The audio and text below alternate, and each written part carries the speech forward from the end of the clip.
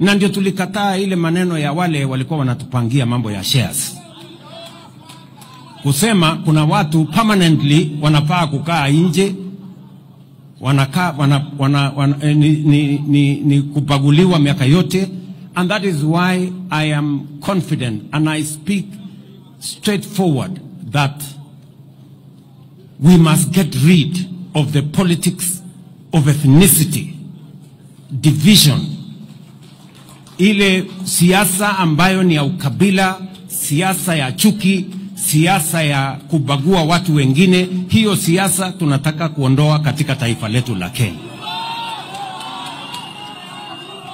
Na inawezekana my friends, inawezekana sisi wote tuchangie katika kuendesha serikali ya Kenya.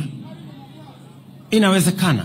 That is why that's what broad-based has taught us. It has taught us that we can be together, that others must not be out for others to be in. We can all be there. Sasa niwaulize, simzee baba yetu hapo Oburu ameongea. Amesema anataka watu wa hapa wapate share yao. Na hiyo share yao sio share ya watu wengine. Kila mtu atapata share yake. Therefore, it is possible for us. Watu ya bara wapate share yao. Watu ya mlima wapate share yao. Watu ya bonde wapate share yao. Watu wa hapa wapate share yao. It is possible for us to have a nation where all of us partake of the national resources and national development.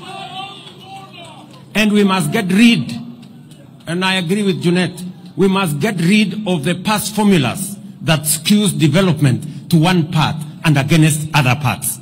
We must do it right.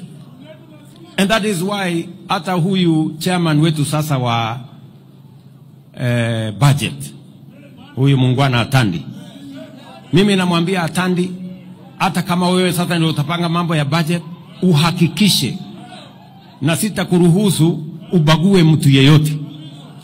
Upange vizuri, kila mtu apate haki yake. That's what we want. Tunaelewana jameni? So mnasema tupange pamoja.